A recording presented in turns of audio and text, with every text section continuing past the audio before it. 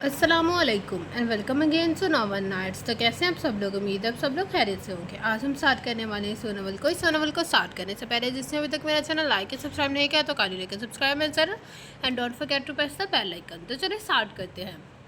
आखिर आपके इस तरह रोने का मतलब यही है ना कि इस घर में आप पर बड़े जुल्म हो रहे हैं। मैं और मेरे घर वाले जंगली दरिंदे हैं, आप पर जुल्म सितम का पहाड़ तोड़ रहे हैं। क्यों, यही बात है ना? वो दिल जलाने वाली मुस्कुराहट लिए उसे देख रहा था। शफक ने जल्दी जल्दी आंसू पहुंचे। वो किचन में अपने लिए काफ़ी बनाने आई थी। अचानक ही सबकी याद बुरी तरह हमला आवर हुई थी।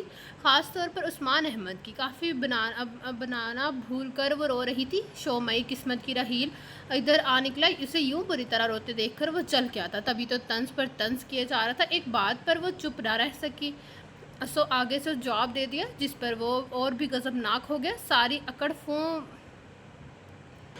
सारी अकल यूं मिनटों में निकाल दूंगा। अंडरस्टैंड? आखिर हुआ क्या गया? हो क्या तुम्हें? तुम एक लड़की, अगर एक थप्पड़ ही मार दिया है तो डर है कि आलम बाला ही ना चली जाओ। राहील का अंदाज बहुत सर्द था। इतनी कमज़ोर नहीं हूँ मैं। शफक की इज्जत नफस पर जैसे गहरी चोट पड़ी थी। अच्छा, उसने अच्छा पर जोर दिया तो शफक को ताव आ गया। अपने आप में रहें तो बेहतर है। उसने बमुश्किल खुद कंट्रोल किया हुआ था। तुम अपने आप में कहाँ रहने देती हो? देखते ही बहकने लगता हूँ। राहील का लहजा और अंदाज दोनों बदल गए थे। वो सहम कर दीवार के साथ लगी थी। बड़े अजीब हालात में आई हैं आप, वरना तो आपके वालिद मोहतरम में बड़ा दमखम था। उन्होंने कोई कसर नहीं छोड़ी थी आपको मुझसे छीनने में। खैर, अब तो आप हमारी हो चुकी हैं। आपके वालिद के वालिद भी आपको मुझसे जुदा नहीं कर सकते, क्योंकि मैं सच कह रहा हूँ ना।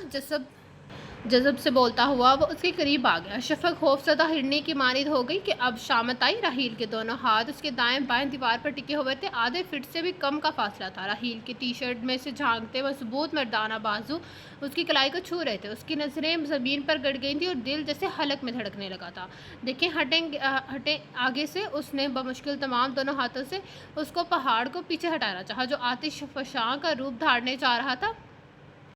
क्यों, तुम कमज़ोर तो नहीं हो? राहील ने उसके दोनों हाथ जकड़ लिए और उसका कहा, उसको लौटाया प्लीज़। शफक रो देने को थी। राहील को बड़ा लुत्फ़ आया। वो गौर से उसे देखने लगा। बाल चुटिया की गेंद से आज़ाद होकर यूं बिखरे थे जैसे कई रोज़ से बालों में ब्रश न किया गया हो। गुलाबी लबों को बार बार दांतों से कुचलते हुए बखूबी उसकी वारफ्ता निगाहों के महसूस कर रही थी। मेरी क्या ख़ता? अगर मैं बहक जाऊँ, ये हुस्न तो ज़ाहिद खुश को भी राह से भटका सकता है, और मैं तो जाहिद हूँ भी नहीं। राहील ने कुछ जताया तो इश्क ने पूरी क़ुव्वत से उसे धक्का देकर दिया, मगर राहील पर एक कोई असर नहीं हुआ। जितना दूर भागेंगी इतने ही करीब पाएंगे हमें। वो उसे बुरी तरह खौफजदा कर रहा था। उसे इल्म था तज़ीन और ताहिर दोनों घर पर नहीं है। उसे गोया खुली छुट्टी मिल गई थी, वरना वालिदैन के होते हुए वो जामा में रहता था और उनकी गैर मौजूदगी में पहना चोला उतार फेंकता था। शफक को सताने का कोई मौका वो हाथ से जाने नहीं देता था। अभी गुज़िश्ता महीने की बात थी। तज़ीन और ताहिर किसी डिनर में शरीक थे। उनकी वापसी रात गए मतवक्का थी। वो सरे शाम हम ही कमरे में घुस गई थी। जब वो घर में होता तो शफक खुद को कमरे तक महदूद कर लेती थी। तज़ीन और ताहिर के जाने के बाद वो अपने कमरे में चली आई। शफक ने वॉल क्लॉक पर नज़र दौड़ाई। रात के 9:30 बज रहे थे। नींद दूर दूर तक आने का इम्कान नहीं था, क्योंकि वो दोपहर में खूब सोई थी। तंग आकर उसे एक किताब उठा ली। यह गाथा क्रिस्टी का नावल था। उस दिलचस्प और पुरस्कार नावल में वो पूरी तरह महू थी। जब उसके बेडरूम का दरवाज़ा खुला और अंदर दाखिल होने वाला रहील था, वो अंदर से डर गई, लेकिन खुद को मजबूत किए रखा और उसकी तरफ सवालिया नज़रों में देखा अंदाज में देखा। आप तो हमारे बेडरूम में आना पसंद नहीं करती, लेकिन हम आप जैसे बेमरवत नहीं है, सो मौका पाते ही चले आए आपकी खैर खैरियत पूछने। वो आराम से उसके बेड पर दराज हो गया। शफक ने किताब रख दी। रात के 11 बज रहे थे। तमाम मुलाजिम शायद अपने अपने क्वार्टर्स में चले गए थे, क्योंकि कोई आवाज़ नहीं आ रही थी। वो नीम आंखों से उसे देख रहा था। शफक के चेहरे पर जो शिकस्त का तासुर बिखरा था, वो रहील को मुस्कुराने पर मजबूर कर गया था। दरवाज़ा खुला हुआ था। शफक ने एक नज़र दरवाजे की तरफ देखा और उसे हौसला हुआ। इतने में उठकर उसके करीब बैठ गया और हाथ बढ़ाकर उसके सर से कैचर भी उतार लिया। शफक के खुले बाल बिखर के, माय गॉड क्या खुशबू है। अपना चेहरा उसके खुले बालों के करीब ले गया। शफक ने अचानक उसे धक्का दिया और भागकर दूसरे कमरे में चली गई और लॉक लगाकर आराम से बैठ गई थी। मगर आज वो कहाँ पना लेती? वो कमल तौर पर उसके कब्जे में थी और वो यूं टलने वाला भी नहीं था, लग रहा था। आखिर कोशिश की तौर पर शफक ने अपने नाखून उसके बाजू में काट दिए। उसके नाखून मुनासिब हद तक भी लंबे थे। उन्होंने राहील के बाजू पर खराशें ज़रूर डाली थी। उसे हार नहीं मानी और ना उसकी तरफ से गाफिल हुआ। भाई, हमें तो आप जैसी लड़कियाँ पसंद हैं। आखिर बराबर का मुकाबला है। अगर कोई और हथियार इस्तेमाल होने से रह गया तो कर डालें। آپ کا ہر جائز اور ناجائز حربہ ہم ضرور دیکھیں گے، مجھ سے وعدہ لے لیں۔ وہ جو آپ کو کچھ کہیں تو وہ ہر سزا باعث تسکین ہوگی۔ وہ کھل کے مسکرا رہا تھا، وہ سمجھ گئی تھی کہ دھکا دینے اور زور لگانے سے وہ ہرگز نہیں ہٹے گا۔ دیکھیں پلیز، فار گاڈ سیک مجھے جانے دیں، یوں مجھے خوفزدہ کر کے آپ کو کیا مل جائے گا؟ شفق نے سچ مچ اس کے آگے ہاتھ جوڑ دیے تھے تو اس نے اپنے بازو ہٹا لیے۔ شفق گہرے سانس جیسے بے حد گھٹن کا شکار ہو۔ آئیں دوستی کر لیتے ہیں، کم از کم اس سے ایک دوسرے کو جانے کا موقع تو ملے گا۔ آپ مجھے میری خامیاں بتائیں، میں آپ کو آپ کی غلطیاں بتاؤں گا تو آپ ایک دوستانہ فضا قائم ہو جائے گی۔ اس طرح جو اب تک آپ کرتی رہی ہیں اس میں صرف آپ کا ہی نقصان ہوگا، میرا نہیں۔ کہہ کر اس کا جواب سننے کے لیے وہ رکا نہیں تھا، اپنی بات مکمل کر کے نکل گیا تھا۔ اس بات کا جواب شفق کے پاس نہیں تھا، اگر تھا بھی تو رحیل کے لیے کم از کم قابل قبول نہیں تھا۔ وہ سور پر بیٹھی سوچوں کے تانے بانے بن رہی تھی۔ نظریں بظاہر مائیکل شولو کے نام پر جمی ہوئی تھی، مگر اس کی سوچ کہیں اور پرواز کر رہی تھی۔ نرم دھوپ پورے لان میں بکھری ہوئی تھی، وہ گمسم سی کتاب کو گھورے جا رہی تھی۔ رحیل گھر پر ہی تھا، کاشف، سمیر اور نجم بھی آئے ہوئے تھے۔ وہ آج کل نئی آڈیو البم پر کام کر رہے تھے، اس لیے اکثر ادھر آ جاتے تھے۔ اس وقت بھی وہ چاروں پریکٹس کر رہے تھے۔ رحیل کی آواز کھلی کھڑکیوں کے راستے اس تک آ رہی تھی۔ من ہے پیاسا جیوں پیاسا کیسے بجھن من کی۔ وہ تینوں بھی اس کا ساتھ دے رہے تھے۔ اس سانگ میں وائلن کا ٹچ بہت زبردست لگے گا، دیکھ لینا، یہ بہت ہٹ ہوگا۔ سمیر نے پیشین گوئی کی۔ ہاں، وائلن بڑا رومانوی سا انسٹرومنٹ ہے، اور پھر جب اس کی ویڈیو بنے گی سونے پر سہاگا ہوگا۔ تیری آنکھوں نے کیا ہے پاگل؟ اب بھی ریکارڈ تعداد میں بک رہے تھے اور سنا چاہ رہا تھا، اس کی وجہ سے کہ اس کے گانوں میں جذبوں کا اظہار سادہ انداز میں کیا گیا تھا۔ پھر رحیل کی پرسنالٹی اور آواز۔ کاشف نے بات ادھوری چھوڑ دی۔ ہٹ کیوں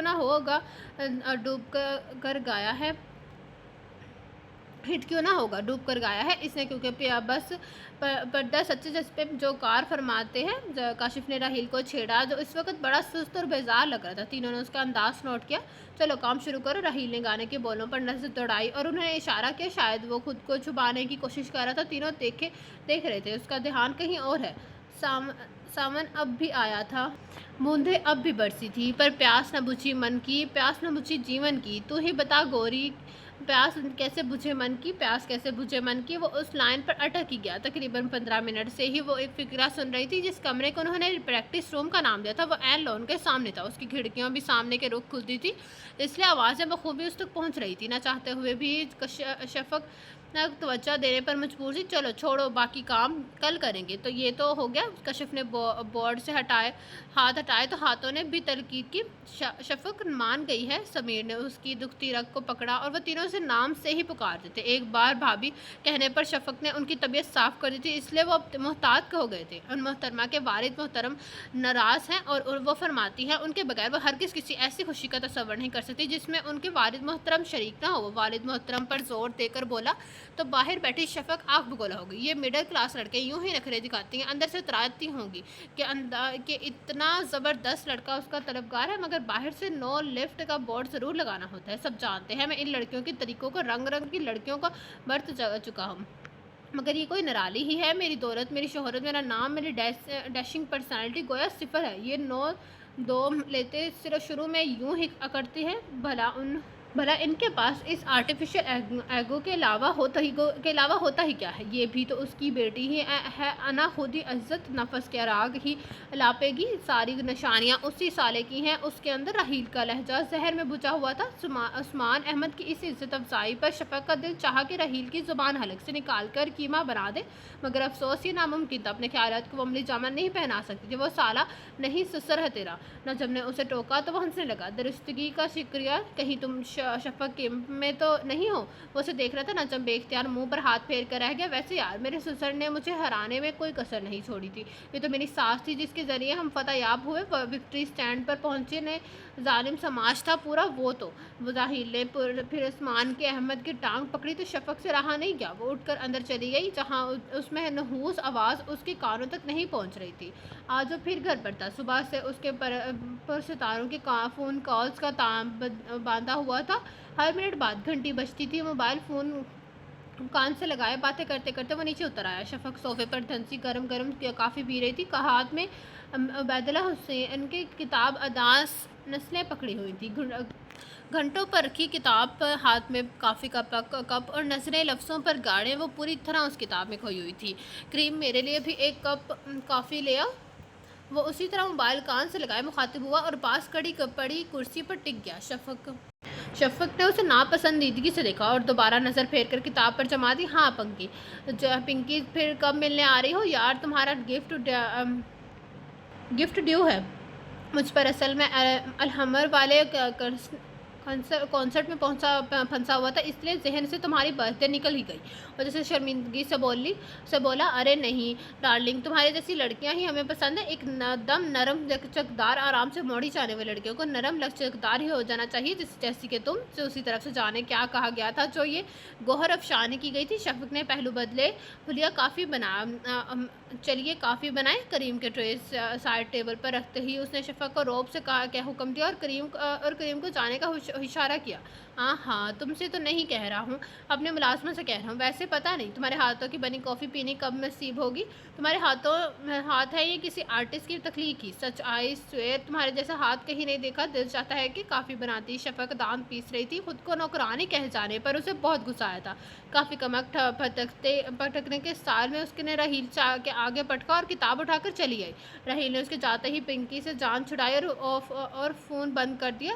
اب وہ اطمینان سے کافی پی رہا تھا اور ادھر شفق غضب کے عالم میں ادھر ادھر سے ٹہل رہی تھی۔ اسے جتنی گالیاں آتی تھی اس نے وہ رحیل کو غائبانہ دے ڈالی تھی۔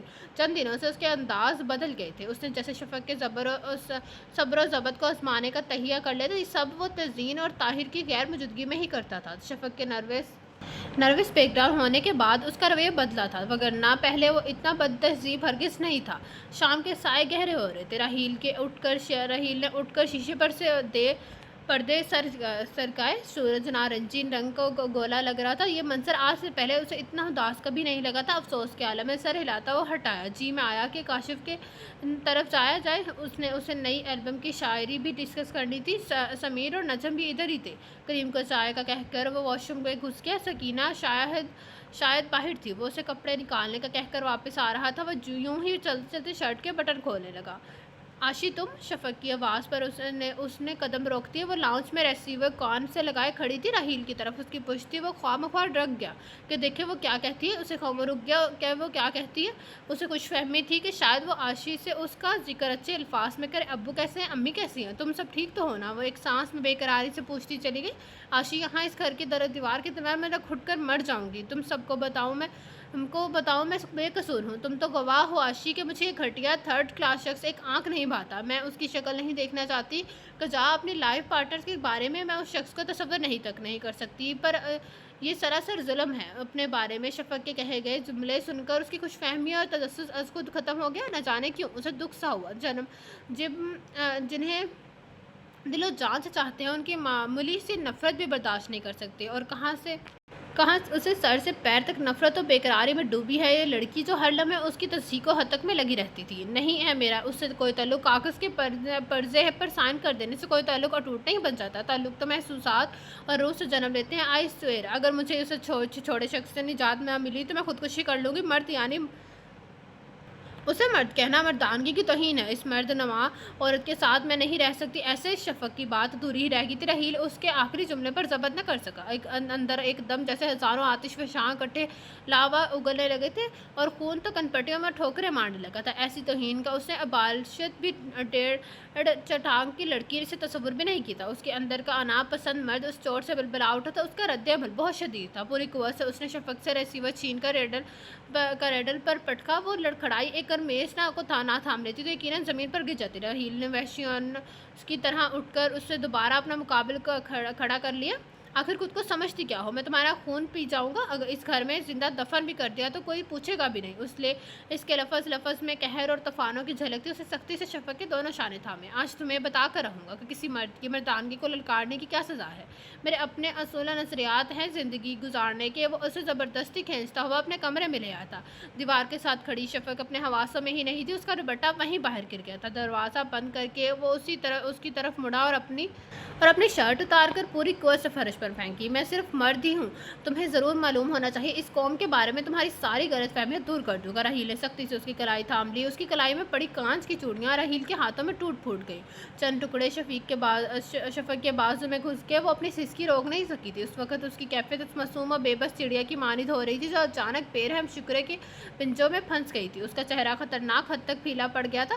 ہمیشہ مجھ سے دور بھاگتی رہو، وہ میری قربت تمہارے ناگوار گزرتی ہے مگر آج نہیں بھاگ سکو گی، وہ شفاق لہجے میں بولتا۔ اس کی فرار رہ مسدود کر گیا تھا۔ نہیں، شفق کی سرگوشی چیخ میں ڈھل گئی تھی۔ ہاں میری جان، راحیل کے بازو اس کے گرد حصار کی طرح مضبوط ہو گئے۔ تم نے میرے اندر کے سوئے ہوئے ناپسند مرد کو چھیڑ کر اچھا نہیں کیا، وہ اسی طرح مخاطب ہوا۔ شفق نے اس کی گرفت سے آزاد ہونے کے لیے بھرپور کوشش کی۔ اپنی جھونک میں سیدھا اس کا سر پوری قوت سے پچھلی سائیڈ کی دیوار پر جا لگا۔ اس کی آنکھوں کے آگے تارے سے ناچ گئے، بصارت کے آگے اندھیرا کے دھند چھا گیا۔ اس کا سر نے ڈھال بے جان انداز میں راحیل کے شانے پر چھوٹ گیا۔ تب اس نے دیکھا وائٹ ڈسمنٹل شدہ دیوار سرخ ہو رہی تھی۔ اتنا غصہ اور غضب بھول کر اس کو سنبھالنے لگ گیا۔ اس کے سر کے پچھلے حصے سے تیزی سے خون نکل رہا تھا۔ اسے بیڈ پر لٹا کر وہ باتھ روم سے دواؤں کی کیبنٹ کے بینڈیج کا سامان لے آیا۔ وہ بے ہوش پڑی تھی۔ راحیل صاحب، اگر ڈیڈی نے اسے اس حال میں دیکھ لیا تو تیری خیر نہیں، اس کا زخم صاف کرتے ہوئے وہ بڑبڑایا۔ اس کا بیڈ کور میں خون سے رنگین ہو گیا تھا۔ اس کی بینڈیج کر کے راحیل نے اسے اس کے کمرے میں پہنچایا اور ملازمت سے بیڈ کو کور بدلوایا۔ اب وہ آنے والے حالات کے لیے خود کو تیار کر رہا تھا۔ تھوڑی دیر بعد والدین کے گھر آنے پر وہ چپکے سے گھر سے نکل گیا۔ اس کی واپسی رات 11 بجے ہوئی تھی۔ سارے گھر کی لائٹس جل رہی تھیں۔ ماما کہاں ہیں؟ اس نے پرسوس انداز میں نجمہ سے دریافت کیا جو وہ دودھ میں اولٹین ہلا رہی تھی۔ بیگم صاحبہ شفق بی بی کے کمرے میں ہے، بڑے صاحب بھی وہیں ہیں، وہ باتھ روم میں گر گئی تھیں، بہت چوٹ لگی ہے انہیں، ڈاکٹر کو گئے تھوڑی دیر ہی ہوئی ہے۔ شفق بی بی بتا رہی تھی کہ وہ باتھ روم میں گری ہیں، انہوں نے خود کی ہی سر کی پٹی کی ہے۔ بیگم صاحبہ نے یہ دودھ شفق بی بی کے لیے منگوایا ہے، میں انہیں دے آؤں؟ وہ اجازت مانگ رہی تھی۔ راحیل نے سر ہلایا کہ سر سے بوجھ اتر گیا۔ نجمہ موٹی عقل کی تھی، حالانکہ بڑی آسانی سے خون آلود بیڈ کور اور شفق کی سر کی بینڈیج کے درمیان تعلقات دریافت کر سکتی تھی، مگر صدقہ شکر کہ اس کی طرف سے اس کا دھیان ہی نہیں گیا تھا، ورنہ اس نے راحیل سے اس سلسلے میں کوئی سوال کیا۔ راحیل سے تو ویسے بھی کسی کو سوال کرنے کی ہمت نہیں پڑتی تھی۔ سیٹی پر شوق سے دھن بجاتا، خود کو ہلا سے لا تعلق ظاہر کرتا، وہ ہلکا سا دراسا کو نوک کرتے ہوئے شفق کے کمرے میں داخل ہو گیا۔ کہاں تھے تم؟ کبھی گھر پر بھی ٹک جایا کرو، ترین دیکھتے ہوئی خفگی سے بولی تھی۔ ممی، میرے گھر میں رہنے سے کسی کو تکلیف ہوتی ہے، میں بہت سافٹ نیچر کا ہوں، کسی کو تکلیف میں دیکھا بھی نہیں سکتا۔ ارے نہیں، کیا ہوا ہے؟ انہیں کیا ہوا ہے؟ اس کی اداکاری اتنی زبردستی کہ آسکر ایوارڈ جیوری کے اس کی اتنی فطری حیرت پر ایک ایوارڈ تو دے ہی دیتا۔ اسے ایک نظر دیکھ کر شفق نے پھر آنکھیں بند کر لی، گویا اس کی صورت دیکھنا نہ چاہتی ہو۔ تم گھر پر رہو تو تمہیں پتہ ہو، باتھ روم میں گری ہے، سر کے پچھلے حصے میں چوٹ لگی ہے، خود ہی بینڈیج کر لی، یہ نہ کیا کہ ڈاکٹر ہمدانی کو فون کر کے بلوا لیتی۔ میں 9:30 بجے کے قریب آئی تو دیکھا کہ کمرے میں بے سود پڑی ہے، نوکروں کو بھی پتہ نہیں، سب اپنے اپنے کوارٹرز میں تھے۔ وہ اسے تفصیل سے بتانے لگی تھی۔ اب کیسی طبیعت ہے ان کی؟ غضب کا تجاہل عرفانہ تھا، کیا معصومیت تھی؟ اب بہتر ہے، ڈاکٹر تھوڑی دیر پہلے ہی گیا ہے، شکر ہے کہ بلیڈنگ زیادہ نہیں ہوئی تھی۔ تزئین بیڈ پر شفق کے پاس بیٹھ گئی تھی۔ اس تمام عرصے میں طاہر بالکل خاموش رہے تھے۔ لو بیٹا، شاباش پی لو۔ تزئین نے اوولٹین ملا دودھ زبردستی سے اسے پلانا چاہا۔ شفق نے نفی میں سر ہلایا، مگر وہ اس کے سر پر ہو گئی ناچارہ، اسے پینا پڑا۔ اس کی ساری توانائی گویا نچڑ گئی تھی۔ اب کمزوری تو نہیں محسوس کری نا؟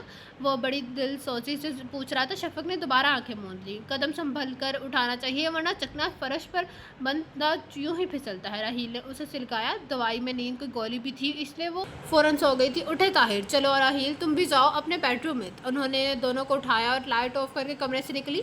پھر دوسرے روز راحیل اپنے شوز کے سلسلے میں متحدہ عرب امارات چلا گیا۔ شفق کو شروع اس کے پر غضبناک حالت کا تصور کر کے نیند ہی نہیں آتی تھی۔ اس کا جنونی وحشیانہ انداز یاد کر کے اس کا دل دھڑکنے لگتا تھا۔ وہ اکثر سوچتی کہ اس سے نہ جانے کون سا گناہ سرزد ہو گیا جس کی سزا سے اسے راحیل کی صورت میں ملی ہے۔ فاریہ صدیقی ایک امیر گھرانے سے تعلق رکھتی تھی۔ عثمان اس کے دور پڑے کا کزن تھا۔ وقار صدیقی نے اس کی شرافت، لیاقت اور ذہان کو دیکھتے ہوئے فاریہ کی شادی اس کے ساتھ کرتی۔ ناصف علی فاریہ کے خواب اس 5 مرلے کے مکان میں آ کر ٹوٹ پھوٹ گئے تھے۔ عثمان کو سسرانے سے مدد لینا گوارا نہیں تھی۔ وہ مقامی کالج میں بوٹنی کے پروفیسر تھے۔ ان کی مدحود तनख्वाह में फारिया के महंगे ख्वाब पूरे न होना नामुमकिन थे। हालांकि वकार सिद्दीकी ने भी उस पर अपने बिजनेस में हाथ बटाने के लिए दबाव डाला, मगर उस्मान के अना को ये सब पसंद नहीं था। इसी दौरान उनके घर डोली, सनी और शफक ने जन्म लिया। डोली और सनी के असल नाम कुछ और थे। ये तो फारिया थी जो अपने अमीराना मिजाज को सहारा देने के लिए उन्हें इस नाम से पुकारती थी, क्योंकि उसकी बाकी कजन्स और भाभियाँ भी अपने बच्चों को असल नामों के बजाय उन उल्टे सीधे नामों से पुकारती थी। उनके क्लास में ये फैशन था कि दाऊद को डेविड और तानिया को टमी के लक़ब से बुलाया जाए, तो फारिया भी ये सब कर रही थी। शफक का नाम बड़े चाव से उस्मान ने रखा था और उसे उसी नाम से बुलाते थे। फारिया ने शुरू से उस नाम को भी बिगाड़ने की कोशिश की, मगर उस्मान ने सख्ती से रोका कि शफक को उसके असली नाम से बुलाया जाए। यूँ उसका नाम बिगड़ने से बच गया। डोरी और सनी मिजाज में माँ पर गए थे, जबकि शफक हो बहू बाप की आदत का पर ही तो गई थी। वही मताना थी, धीमापन, वही एतदाल पसंद मिजाज। जबकि डोली और सनी को अगर घर में खाना भी पसंद ना आता तो बर्तन बिना किसी लिहाज के तोड़ देते। फारिया और शहदती सहूलतों के फकदान और आइडियल असम ने उसे चिड़चिड़ा, बेजार और हासिल, कमजोर और अजियत परस्त औरत बना दिया था। उस्मान की ज़िंदगी अजाब होकर रह गई थी। रफ्ता रफ्ता वो कम हो गया था। उसके तीनों बड़े भाई शराकत की बुनियाद पर शो फैक्ट्री लगा रहे थे, इसलिए उन्होंने हुकूमत से कर्जा भी लिया था। उन्होंने उस्मान से भी कहा कि वो भी कुछ रकम इन्वेस्ट करे। उसे फारिया के उकसाने पर तमाम जमा पूंजी उनके हवाले कर दी। फैक्ट्री ने जब मुनाफे पर देना शुरू किया तो फारिया के कहने पर मजबूर करने पर उस्मान ने जॉब छोड़ दी। अब वो बाकायदगी के साथ फैक्ट्री जाने लगे। 6 साल के बाद उनकी मेहनत बराबर हुई। अब उनके जूतों की मांग बाहर के ममालिक में भी होने लगी थी। उस्मान अहमद के घर में भी खुशहाली आने लगी थी। बड़े भाई सुफियान ने फैक्ट्री से हासिल होने वाले मुनाफे से एक और फैक्ट्री लगाई थी। उनका शुमार अब हाई क्लास के अफराद में होने लगा था। चारों भाइयों ने शहर के से पोश इलाके में ज़मीन खरीद कर कोठियाँ बनाई थी। नई नस्ल का लाइफ स्टाइल भी बदल गया था। शलवार कमीज़ की जगह 3 पीस सूट और जीन्स जैकेट ने ले ली थी। लड़कियाँ भी इस दौर में पीछे नहीं रही थी। वो भी मगरबी पहनावे फ़ख्र से जेब तन करती तो का नो नेट ज़्यादा लहजे में मुंह बिगाड़ कर इंग्लिश बोलती। डोली का आजकल सुफियान अहमद के बिजनेस पार्टनर्स के बेटे रसा से चक्कर चल रहा था। सनी रूमी भी इन्वॉल्व थे। वक़्त ने उस्मान को भी बदल दिया था। फार्मा के बुलंद मेयार ज़िंदगी के आगे उनके असूल भी हार मान गए थे। सिर्फ शफक एक ऐसी हस्ती थी जो नहीं बदली थी। सब और ढंग तो इसके मुंह पर उसे योड़ी रूह कहते थे, क्योंकि वो बूढ़ी रूह कहते थे, क्योंकि वो दुपट्टा सर पर लेती थी, क्लब नहीं चाहती थी, 5 वक्त की नमाज़ पढ़ती थी, रोज़े रखती थी। मज़े और हैरानी की बात यह थी कि उसका कोई बॉयफ्रेंड भी नहीं था। सारा तो बुरा मिला कहती थी तो हमारे ख़ानदान की लगती ही नहीं है। सारी आदतें गरीबों वाली है। फारिया भी उसे बहुत चिढ़ती थी। डोली, सबा, ढंग, फरोमैज़ा और सारा की मिसाल देती कि उन्होंने कैसे अमीर लड़कों को फांस रखा है। घर में सिर्फ एक आशी थी, सिर्फ जिसे उस्मान अहमद के बाद वो करीब थी। आशी फारिया के भाई की बेटी थी। जब वो 6 साल की थी तो उसकी माँ वफात पा गई थी। कुछ अरसे बाद बाप दूसरी शादी करके फ्रांस जा बसा, आशी को पाकिस्तान में ही छोड़कर, क्योंकि उसकी दूसरे बेगम को कमसन आशी को वजूद गवारा नहीं था। फारिया उसे साथ ले आई। आशी शफक से 3 बरस बड़ी थी, मगर दोनों में आप जनाब का तकल्लुफ़ नहीं था। आशी की बात उसके दोस्त के भाई शाहद से तय थी। वो इंग्लैंड एक कोर्स के सिलसिले में गया हुआ था। उसी साल आशी के फाइनल ईयर के बाद उनकी शादी मुतवक्का थी।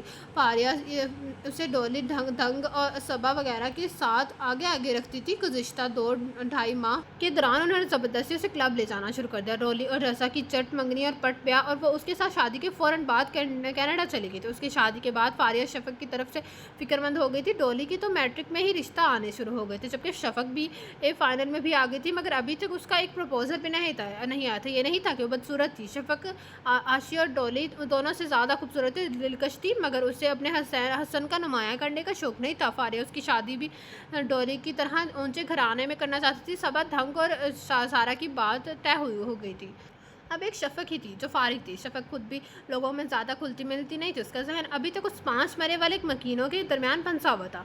उसे सब ने दौलत आते ही वो रंग बदले थे कि वो हैरान रह गए थे। उसके अंदर ही म्याना रवि एतदाल था जो पहले था। वो अब भी फजूल खर्च नहीं करती थी। जो पैसे उसे जेब खर्च और दीगर ज़रूरियात के लिए मिलते थे, शफक वो कश्मीर फंड में दे देती थी। फारिया हसरत करती रह जाती कि वो भी डोली की तरह 40-50 हज़ार घर में अपनी सालगिरह के इंतजाम करने के लिए मांगे और शॉपिंग के लिए उनके साथ दुबई जाने की ज़िद करे। ये یہ نہیں تو کم از کم پیرس جاتے وقت میک اپ کے بہترین لوازمات لانے کی یاد دہانی کروائی۔ سارا کی منگنی پر شہر کے سب سے مہنگے بوتیک سے سوٹ لینے کی ضد کرے ان کی حسرت ہی رہی تھی۔ انہوں نے خود اس طرف توجہ نہیں دینی شروع کر دی تھی۔ نامحسوس انداز میں اس پر اپنی گرفت مضبوط کرتی چلے گئی۔ عثمان احمد کا وجود اس گھر میں نہ ہونے کے برابر تھا۔ وہ صرف دولت کمانے کی مشین بن گئے تھے۔ اب عملاً اس گھر پر فارغ کی اجارہ داری تھی۔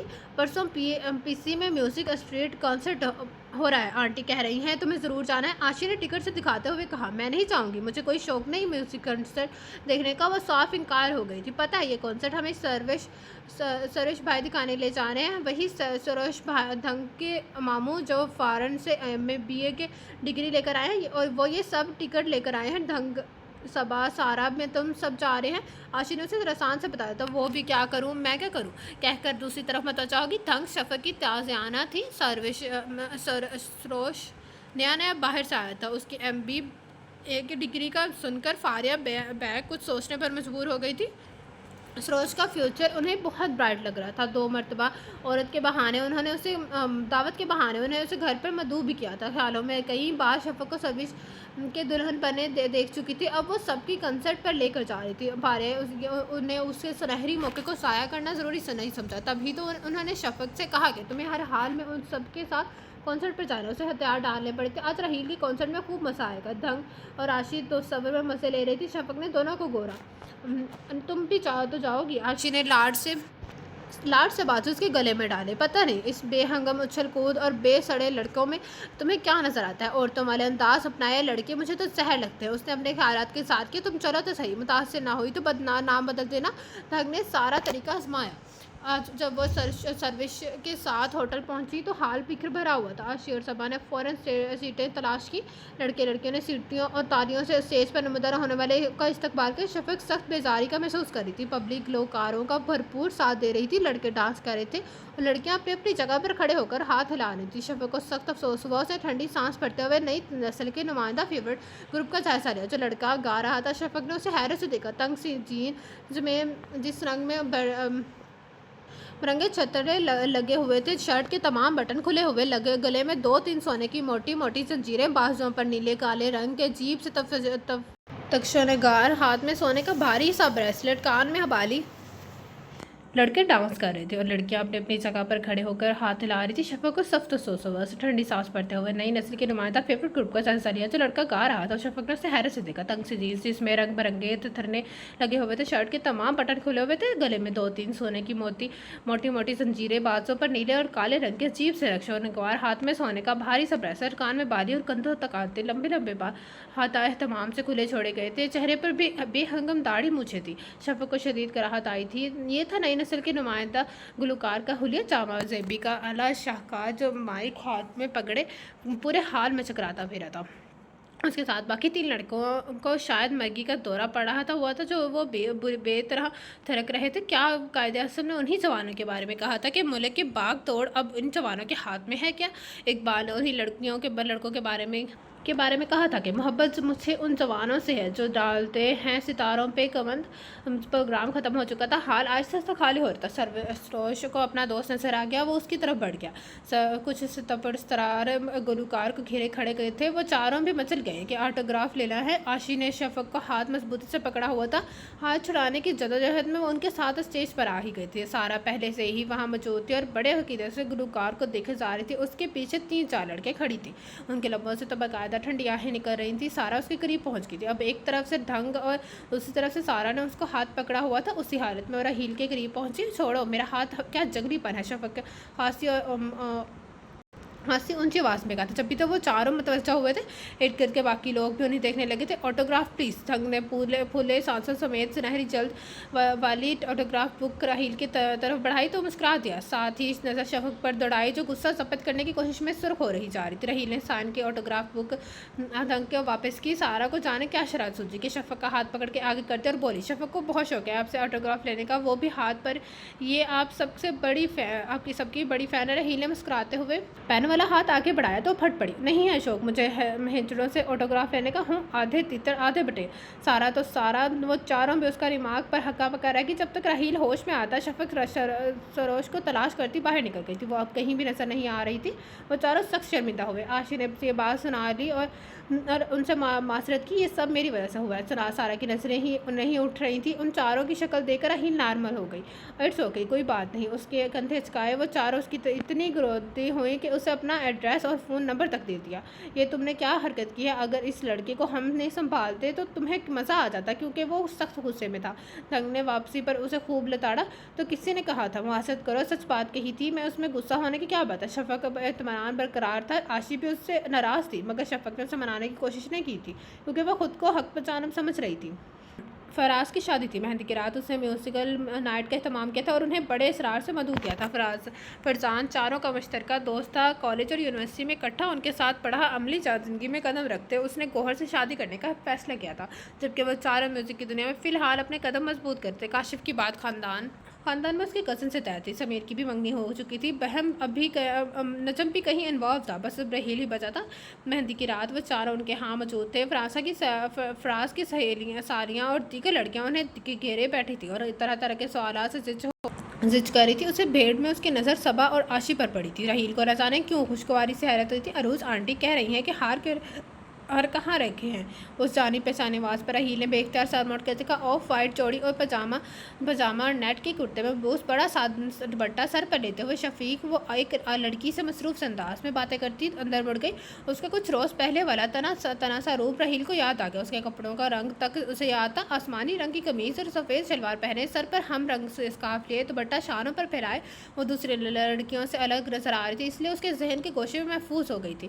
کچھ دیر بعد وہ پھر باہر آئی، اس کے ساتھ فراز کی بہن تھی شاید۔ ارے شفق دیکھ تو میوزک اسٹریٹ والا راحیل آیا۔ ایک پیاری سی لڑکی نے اسے تمطلا کیا، بڑی میری بلا سے جو بھی آئے، مجھے ان لوگوں سے کوئی دلچسپی نہیں ہے۔ وہ روکھا سا جواب دے کر آگے بڑھ گئی تھی۔ اب تمام لڑکیاں اس پر وہ طرح طرح کے جملے کس رہی تھیں۔ ارے بد دماغ ہے، خود کو منفرد بنانے کا شوق ہے، مس یونیورس تصور کرتی ہے اپنے آپ کو۔ راحیل جیسے لوگ اس سے ملنا اور سننا اس لڑکی کے لیے اعزاز کی بات ہونی چاہیے، مگر یہ محترمہ تو توبہ، لڑکیاں اس کی ذات کے بخیے دھیڑ رہی تھی۔ دھن کا منگیتر آسٹریلیا سے آ گیا تھا۔ رحمہ اور سفیان اس کی شادی کی تیاریوں میں مگن تھے۔ فاریہ اور عاشی کے ساتھ شفق بھی عطیہ کے گھر روز آتی تھی، ادھر ادھر کے کام میں ہاتھ بٹاتی تھی۔ دھنگ تو اسکن خراب ہو جانے سے دھوپ میں بھی نہیں جاتی تھی۔ اس کی شادی کی اکثر شاپنگ رومیسا، عاشی اور صبا نے کی تھی۔ وہ تو مزے سے نئے ماسک لگائے آرام کرتی رہتی تھی اور کوئی چیز پسند نہ آنے پر آرام سے ریجیکٹ کر دیتی تھی۔ دھنگ اور سارا کے دماغ پر میرا راحیل شادی پر بلانے کا کیڑا عقل برا رہا تھا۔ اگر وہ جاتا تو ان کے احساس میں برتری کو اور بھی توقع ملتی۔ پھر انہوں نے فون پر اس سے رابطہ کر کے شادی پر پڑھنے کے لیے کہا تھا۔ راحیل نے نہ جانے کیسے آنے کا وعدہ کر لیا۔ اب خاندان بھر میں کلبلی مچی ہوئی تھی کہ دھنگ کی شادی پر میوزک اسٹریٹ والا راحیل آ رہا ہے۔ لڑکے لڑکیاں بہت ایکسائٹڈ ہو رہے تھے۔ رحمہ اور سفیان کا سر اور بھی اونچا ہو گیا تھا۔ فاریہ اندر ہی اندر سے رہ گئی تھی۔ راحیل نوجوان قسم کا پسندیدہ سنگر تھا، آج کل ہر طرف اس کا چرچا تھا۔ میوزک کنسرٹ میں جانا اور گھر پر ان سنگرز کو بلانا ہائی کلاس میں اسٹیٹس سمبل بنتا جا رہا تھا۔ سفیان دولت کی دوڑ میں باقی تینوں بھائیوں سے آگے نکل گیا تھا، اس لیے فاریہ کو شدید اذیت ہونے لگی تھی۔ حالانکہ گھر میں خوشحالی اور سہولیات کا دورہ تھا، تو 2 نئے ماڈلز کی مہنگی کاریں گراج میں موجود تھیں۔ گرمیوں کا سیزن وہ مری میں خریدے گئے تھے۔ کاٹیج میں گزارتی تھی، سال میں ایک آدھ بار باہر بھی چلی جاتی، مگر پھر بھی انہیں چین نہ تھا۔ سفیان کے پورس میں ہر 6 ماہ بعد نئی گاڑی نظر آتی۔ رحمہ دھنگ کو رومیسا گرمیاں سوئٹزرلینڈ میں گزارتی ہیں، دبئی اور پیرس ایسے جاتی ہیں جیسے لوگ کراچی یا لاہور کا چکر لگاتے ہیں۔ رحمہ واپسی پر اپنے ڈائمنڈ سیٹ کی نمائش کرنا بھولتی نہیں تھی۔ کرسٹل کا نفیس سا ڈنر سیٹ جو وہ 1 سال پیرس سے لائی تھی، اس کا تذکرہ وہ ہر ہائے گئے سے کرتی تھی۔ اسے ایسے میں فاریہ کے سینے پر کیوں نہ سانپ لوٹتے، سارا غصہ عثمان اور شفق پر اترتا تھا۔ دھنگ کی شادی کی رسمیں شروع ہو گئی تھی۔ آج اسے مایوں بیٹھایا جا رہا تھا، بہت زبردست لائٹنگ کی گئی تھی، ہر آئے کی نظر ضرور سراہتی۔ دھنگ کا مایوں کا جوڑا 30,000 میں بنایا تھا۔ رحمہ نے سب کو جوڑے کی لاگت بتائی تھی، سب واہ واہ کر رہے تھے۔ شفق کو اس نمائش سے کوئی دلچسپی نہیں تھی۔ دھنگ کی شادی پر پہنے جانے والے ملبوسات فاریہ نے خود اس کے لیے بنوائے تھے، اسے علم تھا شفق سب سے دلکش اور خوبصورت ہے، مگر مہنگے ملبوسات اور سلیقے سے کیا گیا میک اپ اسے سب سے ممتاز کر دے گا، اور ہو سکتا ہے کسی مل آنر بیگم اسے اپنے بیٹے کے لیے پسند کر لے۔ دھنگ کی مہندی اس کی جسم کے ہو रस्म हो रही थी जब शोर मचा के म्यूजिक स्ट्रीट ग्रुप के लोग आए हैं थे। सब बाहर गए थे। शफक धंग के पास बैठी रही। आने वाले मेहमानों को बड़े एहतराम से बिठाया गया। धंग रहमा और रुमैसा को गर्दनों में अकड़ आ गई थी। इतना मशहूर सिंगर जिसके गाने इंटरनेशनल जो है चैनल्स पर चलते हैं वो उनके घर बैठा हुआ था। ये तो बड़े एजाज़ की बात थी। सब उनके गिरद जमा थे। यहाँ तक कि धंग भी उस हालो हवाल में पूछ रही थी। वो तकरीबन आधा घंटा वहाँ बैठा रहा था। बेजारी से बैठी शफक को भी उसने तो इत्तफाकन देख लिया था, मगर वो आगे आई और ना है परवाना और दीगर लड़कियों की तरह निसार हुई। उसने राहील को एक अजनबी से ज़्यादा अहमियत दी थी जिस पर वो खासा हैरान था। उसके जाने के बाद धंग और रहमा उसके जान को आ गई। ये तुम्हें इतना ख़राब रवैया अपनाने की क्या ज़रूरत थी? वो क्या सोचता होगा? और रहमा ने उसे घूरा। इतना मशहूर शख्स पहली बार हमारे घर आया और तुम शफक कितने रोड और गलत तरीके से पेश आई। धंग ने भी गुस्से से उसे देख रही थी। उसे बड़े बड़े लोगों में उठने बैठने का तरीका ही नहीं है। रुमैसा ने भी दिल में भड़ास निकाली। वो चुप रही। लड़ना और झगड़ना जवाब देना उसकी सरिश में नहीं था। उसकी इस कमज़ोरी की वक्तन फ़वक्तन सब फ़ायदा उठाते थे। धंग की रुख से जब रहील पर आया हुआ था उसके साथ भी यही फराज की बहन नगमा बैठी थी। फराज रहील से गप्पे में लगाया तो उसकी नई नवेली बीवी भी आई हुई थी। शफक कुछ देर उनके पास बैठे रहे क्योंकि रुमैसा खड़ी नज़रों से उसे देख रही थी। आशीष, सबा, सारा वगैरह सब रहील से अच्छे तरीके से मिले। वो इधर बादल ख्वास्ता उन सब की बातें सुनती रही। रहील खैर महसूस तरी अंदाज में उसका अच्छी तरह जायजा ले चुका था। पीच कलर के स्टाइलिश से सूट में उसके गंदने सरापा धमक रहा था। पहले की तरह उसने बड़े खूबसूरत अंदाज में दुपट्टा सर पर लिया हुआ था। उसके सरापे और अंदाज से हम उम्र लड़कियां और एक शौकी शरारत छेड़छाड़ और दाएं मफकूद थी। यूँ चुप खामोश बैठी वो कदीम दास्तानों का कोई हसीन मगर पुरस्कार किरदार लग रही थी। यार, उन मोहतरमा का बायोडाटा क्या है? रश कम होते ही उसने फराज से सवाल किया था क्योंकि वो देख रहा था नगमा के ना की शफक से काफ़ी दोस्ती थी। फराज की शादी पर ही के हर फंक्शन पर भी वो मौजूद थी। सारा सबक से पूछना उसे मुनासिब नहीं समझा। उसे बस ये ही इल्म था कि शफक उनकी कज़न है। उसे ज़्यादा ना उन्होंने बताया ना उसे पूछा था। तुम्हें क्यों पूछ रहे हो? उसने गोश्ती नज़रों से राहील को देखा। बस ऐसे ही। वो चिढ़ गया। कोई और चक्कर तो नहीं? उसका लहजा भी शक से भरा हुआ था। नहीं यार, राहील ने जल्दी से वजाहत की। खैर, पता है, मुझे सब जानता हूँ। वैसे ये लोग तुम्हारे एड्रेस के मुताबिक नहीं है। 9-2 लेते हैं। हालांकि उसका बाप आजकल बड़ा ऊंचा रहा है, फिर भी ये तुम्हारे म्यार के नहीं। तुम्हारे मुकाबले में उनकी हैसियत ज़िफ़र है। उस बेचारी की वालदा मोहतरमा को अमीर बनने का खबत है। ऊपर से ये मोहतरमा बड़े औखे मिजाज की हैं। फराज ने उसे डराया। इत्तेफाक से उनकी कुछ बातों के भनक पास बैठी नगमा के कानों में बढ़ गई। को मोहतरमा औखे मिजाज किया। उसके कान खड़े हो गए। यही ढंग लोगों की कसन शफक फराज बेनियाजी से बोला। जी नहीं, ये आपकी गलतफहमी है। शफक तो बेहद अच्छी लड़की है। हाँ, ये बात ज़रूर है कि आम फैशनेबल लड़कियों से वो बहुत मुख्तलिफ है, बल्कि टोटली डिफरेंट है। फारिया आंटी को भी उससे बहुत शिकायत है। ये फर्स्ट ईयर में अब भी मेरी शफक से मुलाकात हुई थी। अब हम दोनों BA के फाइनल ईयर में हैं। इस जैसी लड़की पूरे कॉलेज में नहीं है। उसके तमाम रिश्तेदार ही शो ऑफ है, पर ये ऐसी नहीं है। नगमा एक सांस में बोलती चली गई। लेकिन ये आप दोनों इस बारे में बातें क्यों कर रहे हैं, जबकि मुझे थंग ने बताया है कि BC में आपका जो कॉन्सर्ट हुआ था वहाँ शफक ने आपसे बदतमीज़ी की थी। नगमा ने बर वक्त याद आया था, पूछ बैठी। बस ऐसे ये बहरहाल लीव दिस टॉपिक, कोई और बात करो। राहील ने सफाई से टाला। फिर न जाने क्या हुआ कि राहील के हवासों पर वो बुरी तरह सवार हो गई। इसलिए नहीं कि वो बहुत खूबसूरत थी, बस उसमें कुछ ऐसी कोई बात थी, मुख्तलिफ बातें जिसने लड़कियों से लग रही थी। लड़कियों से उसके अफेयर्स थे या चल रहे थे। ये लड़कियों उन सबसे मुख्तलिफ थी। उसने राहील को सिरे से अहमियत ही ना दी थी। उसके एक और अजीब सी आदत, राहील के लिए वो अजीब आदत थी, वो ये थी कि वो अपने हुस्न को नुमाया नहीं करती। उसके आज तक ख़ानदान या ख़ानदान से बाहर जितनी भी शनासा लड़कियां थीं वो अपने हुस्न को नए अंदाज से नुमाया करती थी। जो ज़्यादा हुस्न नहीं था वो मसनूई केल कांटों से पेरास्ता रहती थी, चुनकर ऐसे लिबास पहने चाहते थे जिससे जिस्मानी खूबसूरती उजागर हो।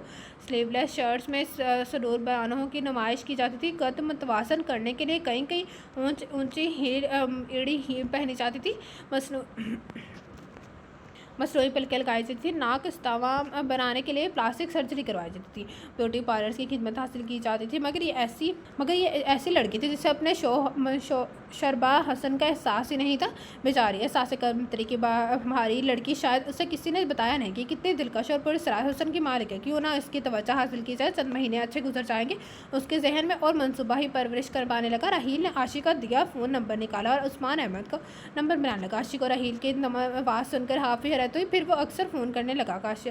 شفق اس کی آواز سنتے ہی ریسیور کاشی کو پکڑا دیتی۔ راحیل کی بات کرنے کی تمام کوشش بیکار گئی تھی۔ اس دن سے یہ دن شفق نے ابھی زیادہ کشش محسوس ہونے لگی تھی۔ وہ دیگر لڑکیوں کی طرح پکا پھل نہیں تھی، تبھی تو وہ بے چین رہنے لگا تھا۔ اب اس پر یہ عقد کھلا کہ وہ انجانے میں ہی صحیح مگر قائل ہو چکا تھا۔ یہ لڑکی اسے بے انتہا اچھی لگی تھی، اسے اتنی اچھی لگی وہ صرف فقط کے حسین خواب دیکھنے لگا تھا۔